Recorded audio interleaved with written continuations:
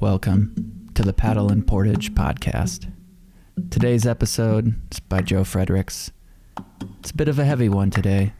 We tend to not shy away from the complex stories of humanity, both the light and the dark. Today's episode is no exception. We'll join Joe after this note from our sponsor. At Cascade Vacation Rentals, we believe that being able to reconnect with nature is important for a healthy life. And we know that life has a tendency to be overwhelming at times, and busy schedules often leave people feeling overwhelmed and disconnected. That's why we're here, to offer you the space and opportunity to reconnect to what's important.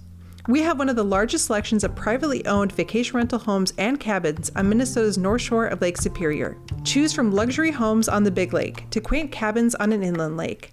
Find your perfect vacation rental home at staycvr.com. And don't forget to use our exclusive Paddle and Portage promo code PADDLE10 to save 10% on your 2025 Northwoods Getaway at staycvr.com. I'd never heard of Ella Hall. Not the lake, not the girl. And in fact, it wasn't until a discussion that we were recording for the podcast recently in St. Paul with two Boundary Waters aficionados that the name Ella Hall first entered my psyche. Ever since, I frequently find myself thinking about how Ella Hall came to be buried on a small island in the Boundary Waters Canoe area wilderness. Ella Hall first came to my attention in a conversation I had with Scotty Baldwin, a sound engineer with a deep passion for the Boundary Waters region, and Dan Johnson, the producer of content for BWCA Wild, a website and YouTube channel dedicated to the wilderness. We were talking about the many portages Dan films for his YouTube channel across the BWCA, and that last summer he'd once again traveled the notorious 4-mile portage near Fall Lake. That's about 10 miles from Ely, generally in the area of the Fernberg Road. Dan told me that the 4-mile portage is flooded in sections these days, the result of beaver activity. The portage, which was built in the early 1900s, was previously a railroad grade used to serve the logging industry. A portage, which is indeed 4 miles long, or 1,280 rods in Boundary Waters lingo, extends from Fall Lake to Hoist Bay on Basswood Lake. Sometime shortly after World War II, the 4-mile portage was a main artery to get people into the Boundary Waters, including the numerous resorts that were then located on Basswood. During its peak, there was even a gift shop at the end of the portage, Johnson told us. Though it's now overgrown and flooded in certain sections, for many decades during the 1900s, there were buses that transported tourists across this portage. And every single tourist who motored or walked the 4-mile portage came close to the grave of Ella Hall. Similarly, people who paddle on Ella Hall Lake or carry a canoe down the 4-mile portage come close to where she's buried.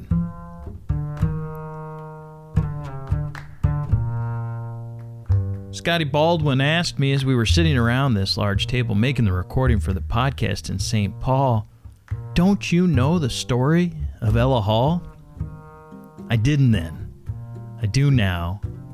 And while the possibility of how Ella Hall ended up buried on an island on the lake that now bears her name is pretty disturbing, I couldn't help but go into reporter mode. I needed to learn more. And that is how I met Allison Hillman. Hey Joe, this is Allison. You want to chat about my dad's story? The one about Ella Hall? Allison Hillman lives over on the Iron Range in the sleepy town of Babbitt. Her father was an iconic storyteller who lived for many years in and around Ely. Known locally as Iron Mike, he wrote and published many stories about the Boundary Waters region. One of the stories he wrote was titled Legend of the Lost Girl, a Boundary Waters story. In this story, which was never published, Mike Hillman writes about the life and death of Ella Hall. And the following comes from a reading that Mike Hillman did in Ely about a year before he passed away in 2014. But this story is called The Legend of the Lost Girl. And if you go on your big map at Vermilion tomorrow, if you go and you look in between Fall Lake and Basswood Lake, there's an old railroad grade that goes back to the logging days. And it's 4 mile. They call Ely people are pretty basic. Why do they call it the 5 mile bridge? It's 5 miles from town. Why do they call it the 4 mile portage? It was 4 miles long. But back then, that portage didn't exist. The highways didn't exist. Ely didn't exist. There was nothing between here and Duluth. I first heard the story of Ella Hall when I was a young man. I was working for the radio station, co-hosting the local fishing program. My partner was a municipal judge, John Shammy Somrock, then recognized as Ely's resident storyteller. Most of the time we were busy announcing the names of people who came to register their catch at Fisherman's Headquarters. It's now Toys R Us. We would read the type of fish caught, how much the fish weighed and measured, ask where they caught the fish. They would lie and of course tell us where they didn't catch it, and most importantly, who did the catching. We gave out daily and weekly prizes for every fish entered, and who knows, your fish just might be that lucky fish which won the great grand prize awarded at the end of the season. Most of the time we were too busy fitting in all of the entries into the half-hour show to tell many stories, but sometimes, especially during the hot days of summer, when fishing was slow, the judge had time to tell a story or two. That's how I first came to hear the story of the legend of the Lost Girl. Ella Hall was a young girl who lived in Duluth back before there were any towns in northeastern Minnesota. The only people living in this country were the Ojibwe people, and there weren't very many of them. They were scattered in small family groups all over the Canoe country. It was 10 years or more before the cities of Tower, Sedan, and Ely would spring up around rich pockets of iron, but people were already interested in this country long before that. Two of the earliest prospectors poking around the Canoe country in the 1870s were Jasper Jim O'Neill and James Hall. They had a camp on Jasper Lake, about 20 miles from Ely, on what was then known as the Clingstone Trail. It's now known as the Fernburg Road. It was hard work, and living up here got plenty lonely, so when school was out in the summer, James Hall would have his oldest daughter come up from Duluth to spend time with him and old Jasper Jim. According to Judge Shammy Somrock, Ella Hall was a young girl the year she got lost. James Hall and Jasper Jim O'Neill would spend their days out looking for deposits of gold, silver, and iron. They would talk with the Indian people to find out what they could tell them about where to look for that bonanza that always seemed to be just beyond their reach. Lots of nameless men were crawling around northeastern Minnesota back then, but none of them ever found the pot of gold. Hall and O'Neill had been prospecting for a couple of years, so having the company of Hall's eldest daughter Ella was a welcome thing. The men could be out searching the hills from morning until dark, and it was nice to come home to a small cabin and find a hot meal waiting for them at the end of a hard day. The judge said that Ella Hall spent a couple of summers with her father helping out, but when the autumn wind swept down from the north, smelling of winter, James Hall and Jasper Jim would call it a season and head south to Duluth. One of the things that Mary Hall, Ella's mother back in Duluth, was adamant about was that her daughter Ella came back to civilization each fall to continue her schooling. In order for Ella to come back north in the spring, James Hall had to first promise Mary that he would bring Ella back home in time for school. Hall had been true to his word for 2 years, but for some reason they were late in starting back to Duluth that fateful autumn. Jasper Jim and James Hall parted company late in October. O'Neill decided to spend the winter at the shack on Jasper Lake and try his luck at running a trap line. The three of them said their goodbyes, and James Hall and his daughter Ella started the slow trip back to Duluth, and Jasper Jim settled in for a cold and lonely winter. There were no roads connecting Duluth to the Canoe country when Hall did his prospecting. A railroad was still a decade or more in the future. The only way to get home was by canoe and portage. It was a long and hard journey. They were late into the autumn season, and winter was nipping at their heels as they headed south. The Halls were a long way from home. There were two choices for them. They could portage over to the Quishway River with its 6 portages that led down to Fall Lake, or else travel to Basswood Lake and hook up to Fall Lake via the Vermilion to Basswood Trail. Either choice would have eventually ended them up on Fall Lake and then on to Lake Vermilion. From Lake Vermilion, there were 2 well-traveled routes heading south to Duluth.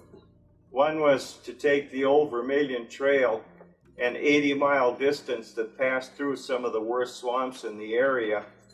Had it been later in the season, perhaps Ella and James Hall would have cached most of their load and hiked back home on the old trail, but it was only fall then, and no one used the trail until winter froze the swamp solid. The other way home was by lake and river.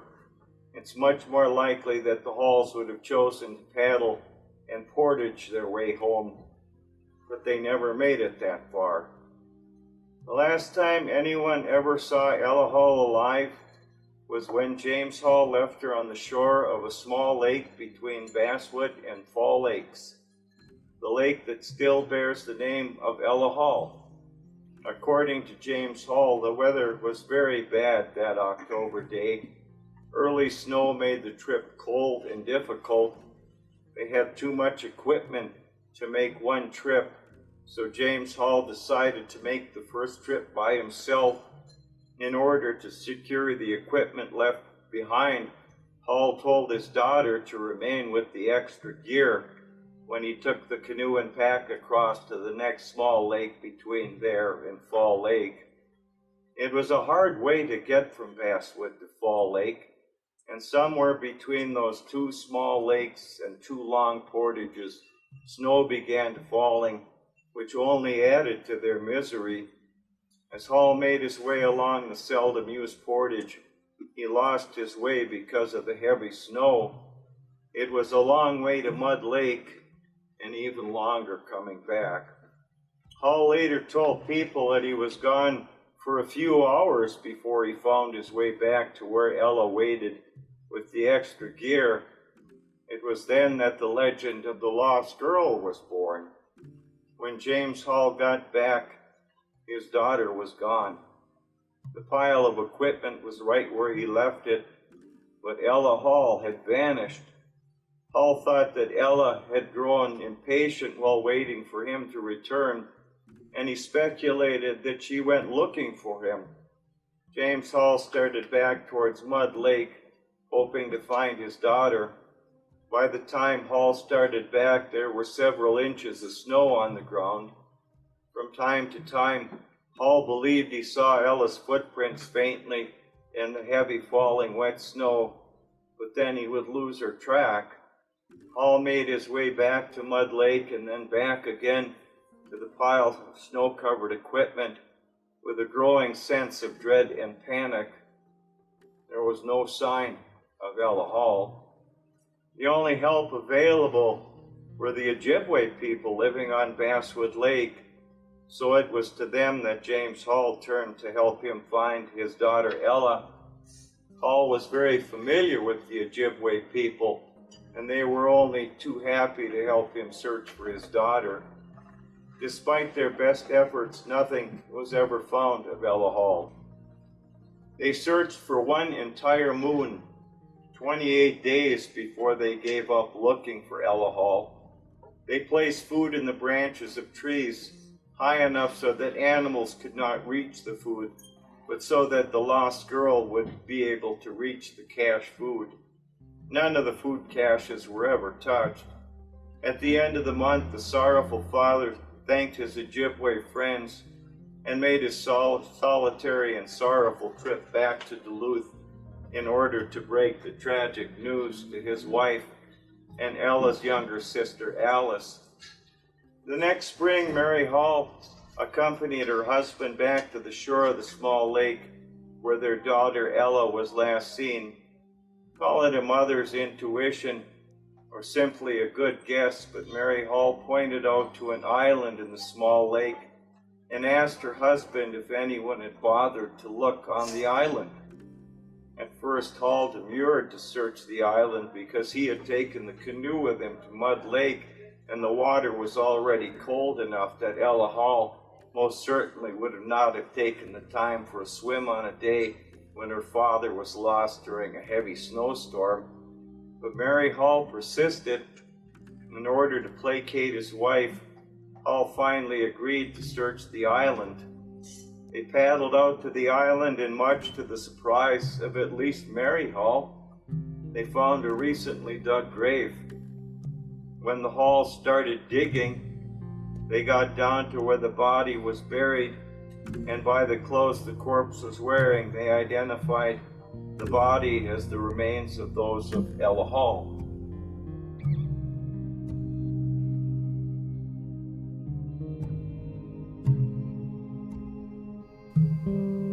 From here, Iron Mike Hillman's story spins into hearsay and speculation. He makes references to incest and murder, all of it without documentation. Mike Hillman at one point attempted to publish this story in the Boundary Waters Journal, and it was denied by publisher Stu Osthoff, according to the reading that Hillman did in Ely in October 2013. As I said earlier in the episode, Mike Hillman died about a year after this reading in December 2014. He was 62 years old. The Timberjay newspaper, which is published and ran by a gentleman and a tremendous reporter named Marshall Helmberger, wrote in the December 12th, 2014 edition that when Hillman died, quote, one of Ely's most colorful and creative characters died suddenly on Thursday, December 11th. Mike Hillman, who went by the nickname of Iron Mike, for many years passed away in his sleep of an apparent heart blockage while on a visit in Illinois. Mike was an author, a newspaper columnist, a radio personality, and a natural-born storyteller who could make anyone laugh and cry all at the same time. Unquote. Mike Hillman was indeed an eccentric storyteller. His zest and natural curiosity for a good story made him a well-known individual around the Boundary Waters, particularly in Ely. He was also drawn to legends and folklore. The story of Ella Hall, the mysterious circumstances of her death, intrigued Iron Mike, based on the story that he wrote and never published. It also led to some pushback from Stu Osthoff, as Mike explains in the reading. Stewie Osthoff, who is a friend of mine and has been as generous to me in publishing stories as anybody. This was a little too hot for him, and he said, maybe you ought to save it, Iron Mike, for some night around a campfire, or when you have a bunch of vibrant young college students who don't mind a little controversy. I mean, it's ironic, I can't get a story published about making turtle soup because it's too violent for the Boundary Waters Journal, but I can turn the zombie channel on and watch them vaporize people. It's a cruel world. In his written piece, which Paddle and Portage obtained the rights to from Iron Mike's daughter, Allison, there are few findings of fact. There's only speculation. Here's Iron Mike explaining some of that and why he continued to pursue the story. All of a sudden, questions came into my head that I'd never asked before. How did a young woman with no canoe cross over a mile of cold water to get to an island in the first place, and end up being buried there. So what was the truth behind the legend? No one will ever know for certain exactly what happened to Ella Hall, but I think I know most of the truth behind the story. The first mystery is what made everyone just leave Ella Hall in an unmarked grave on an island in a nameless little lake in the middle of nowhere. If that was my daughter, I would have wanted to find out 2 questions. How did Ella Hall die, and who buried her on that island? Allison admits that she was somewhat shocked when, more than a decade after her father had passed away, a random person, a journalist, media company, called from Grand Marais looking for some of her father's writings. Allison said that her dad was a small-town, famous kind of guy, and that she was honored to know that even after so many years, someone was still captivated by her dad's abilities. She told us that she's fortunate enough to have so many stories saved on his old computer, and that with our assistance, she was able to get the story, Legend of the Lost Girl, here in this more public format. I have to admit, Joe, I was pretty shocked when you called me up out of the blue. I was just listening to that recording of my dad's story in December on his passing. So I was just really grateful when you called to let me know that someone else was interested in the story that he wrote. We've published most of Iron Mike's story on the Paddle and Portage website. That said, it's still just the PG-13 version of what is definitely a rated R story. There are enough raw edges and vague references in the piece that gave us pause before publishing, and me, Joe Fredericks, being the founder of this company, am not afraid to tackle some of those sensitive issues. After all, I wrote a book about people who died or been in dangerous situations in the Boundary Waters. Last entry point. In other words, we're not afraid to take chances. We're not afraid to look down the dark portages and lift the veil on what's there. Ella Hall is buried in the Boundary Waters. Every year, a collection of people paddle past her grave and don't even know it's there. Iron Mike did his best to bring reason and perhaps justice to her story, as he explains in one of his final readings in Ely. What killed Ella Hall? And who dug the grave? Some stories never die. Sometimes bad things happen which don't get talked about for 100 years, but they never really go away, and they're never completely forgotten. They're kept within families and small towns, and are rarely discussed among strangers. They're the closest things our culture has to taboos. The story of Ella Hall is like that.